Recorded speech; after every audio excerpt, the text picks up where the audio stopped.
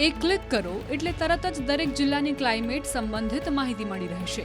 આબોહવા સંબંધિત પ્રવૃત્તિઓ, નીતિઓ અને કામગીરીને હવે ગુજરાત ક્લાઇમેટ એક્શન ટ્રેકર પર ટ્રેક કરી શકાય છે, જેનો મુખ્ય ઉદ્દેશ્ય ગ્રીનહાઉસ ગેસ ઉત્સર્જન ઘટાડવું, નવીનીકરણીય ઉર્જાનો ઉપયોગ વધારવો અને પર્યાવરણની જાળવણીનું છે। મુખ્યમંત્રી ભૂપેન્દ્ર પટેલના માર્ગદર્શન હેઠળ કાર્બન નેટ ઝીરોના લક્ષ્યાંક પર તાબડતોબ કામગીરી થઈ રહી છે। ગુજરાત રાજ્ય ક્લાઇમેટ ચેન્જ વિભાગના સચિવ ડોક્ટર રાહુલ ગુપ્તાના સરાહનીય પ્રયાસોથી climate change action tracker dashboard તૈયાર કરાયું છે, જેને હમણાં જ વિશ્વ પર્યાવરણ દિવસ પર મુખ્યમંત્રી ભૂપેન્દ્ર પટેલના હસ્તે લોન્ચ કરાયું। દેશને 2070 સુધીમાં નેટ ઝીરો કાર્બન બનાવવાનો પ્રધાનમંત્રી નરેન્દ્ર મોદીએ ટાર્ગેટ રાખ્યો છે, જેને સાર્થક કરવા સરાહનીય પહેલ કરનાર ગુજરાત દેશનું પહેલું રાજ્ય બન્યું છે। ડિસ્ટ્રિક્ટ વાઇઝ એટલે કે જિલ્લાની તમામ પ્રકારની માહિતી દર્શાવવામાં આવી છે, જેમાં ડેમોગ્રાફીનો સમાવેશ કરવામાં આવ્યો છે। કેટલા વિસ્તારની અંદર એગ્રો ક્લાઇમેટ પ્રોફાઇલ જે છે તે પણ દર્શાવવામાં આવી છે, એટલે કે કેટલો રેનફોલ છે, કેટલું ટેમ્પરેચર રહેતું હોય છે તે પણ દર્શાવવામાં આવી રહ્યું છે। સાથે સાથે કેટલો વિસ્તાર છે અને કેટલા વિસ્તારની અંદર કેટલા પ્રકારનો એગ્રીકલ્ચર વિસ્તાર છે, કેટલો ફોરેસ્ટનો વિસ્તાર છે, તે તમામ પ્રકારના તમામ જિલ્લાઓના ડેટા આ રીતે જોઈ શકાય છે। સાથે સાથે કેટલા પ્રકારનો પાવર જનરેટ થઈ રહ્યું છે તેનું પણ આ ટેકરની અંદર દર્શાવવામાં આવી રહ્યું છે। મહત્વનું સાથે સાથે એ છે કે ઉદ્યોગો જિલ્લાની અંદર કેટલા છે, કેવા પ્રકારના ઉદ્યોગો આવેલા છે, તેમાં ટેક્સટાઇલ ઇન્ડસ્ટ્રી કેવી છે, કેમિકલ ઇન્ડસ્ટ્રી કેવી છે, આ તમામ બાબતો જે છે તે દર્શાવવામાં આવી છે। એટલે કે હવે એક ક્લિકના માધ્યમથી જે નાગરિકો જે છે તે આ ટેકરની મદદથી જાણી શકશે। સાથે સાથે સસ્ટેનેબિલિટી મોબિલિટી કેવા પ્રકારની છે તેનો પણ આ ટેકરની અંદર દર્શાવવામાં આવ્યું છે।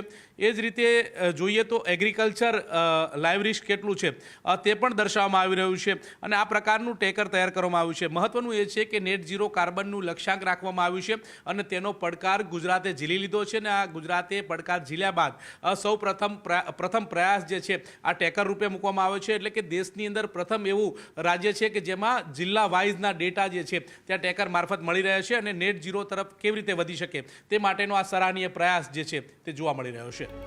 આ માહિતી વિભાગને તો ઉપયોગી બનશે, એ ઉપરાંત જે લોકો આ બાબતમાં સંશોધન કે અભ્યાસ કરી રહ્યા છે તેઓને પણ મદદરૂપ સાબિત થશે। અતિ મહત્વના ગણાતા આ ટ્રેકર ડેશબોર્ડના નિર્માણ માટે ક્લાઇમેટ ચેન્જ વિભાગના સચિવ ડોક્ટર રાહુલ ગુપ્તાની સૌ કોઈ પ્રશંસા કરી રહ્યા છે।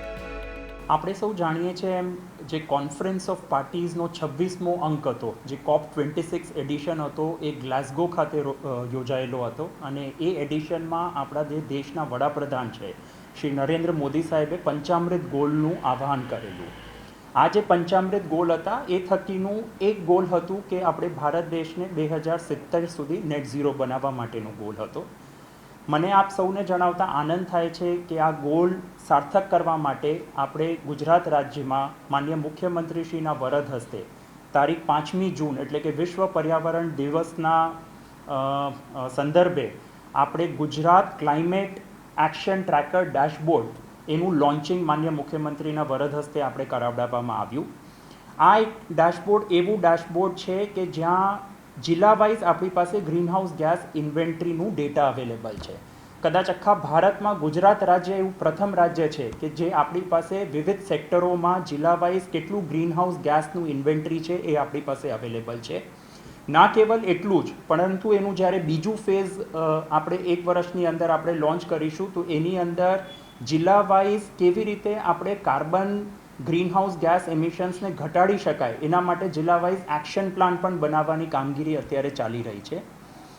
આ એક ઓપન એક્સેસ પ્લેટફોર્મ છે અને આ પ્લેટફોર્મ થકી ન કેવલ સરકારને નિર્ણયો લેવામાં મદદરૂપ રહેશે, પરંતુ આમ નાગરિકોને, સ્ટુડન્ટ્સને, રિસર્ચર્સને, એકેડેમિશિયન્સને પોતાના સ્ટડીઝ માટે પણ આ ખૂબ જ ફાયદાકારક રહેશે।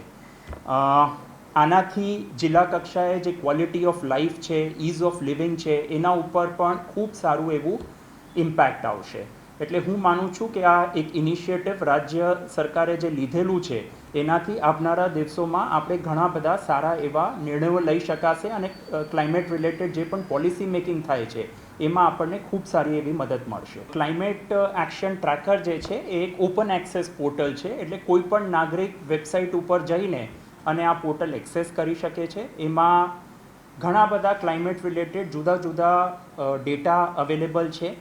તો લોકોએ કોઈ પણ જાતનો નિર્ણય લેવાનો હોય, ખાસ કરીને એકેડેમિશિયન, રિસર્ચર્સ અને સ્ટુડન્ટ્સે કોઈ પણ પ્રકારના જ્યારે સ્ટડીઝ કરતા હોય ત્યારે એમને એક જ પોર્ટલ ઉપર એક જ જગ્યાએ આટલો બધો ડેટા એને આધાર લઈને અને સારા એવા રિસર્ચ સ્ટડીઝ કરી શકે છે. અને સરકારને પણ જ્યારે ક્લાઇમેટ રિલેટેડ પોલિસી મેકિંગ કરતા હોય ત્યારે ડેટા ખૂબ જ અગત્યનું હોય છે અને આ ડેટા થકી એને ખૂબ સારું એવું પોલિસી મેકિંગમાં ફાયદો થશે.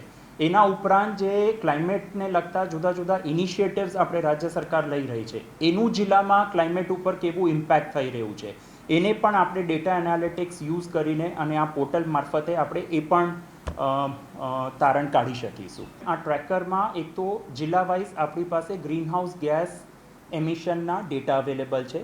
ન કેવલ જિલ્લા વાઇઝ પણ જુદા જુદા સેક્ટર્સમાં, જેમ કે એનર્જી સેક્ટરમાં, વેસ્ટમાં, ઇન્ડસ્ટ્રીમાં, એગ્રીકલ્ચરમાં કયા જિલ્લામાં કેટલું ગ્રીનહાઉસ ગેસ એમિટ થઈ રહ્યું છે એનું ડેટા આપણે એક પોર્ટલ ઉપર અવેલેબલ છે.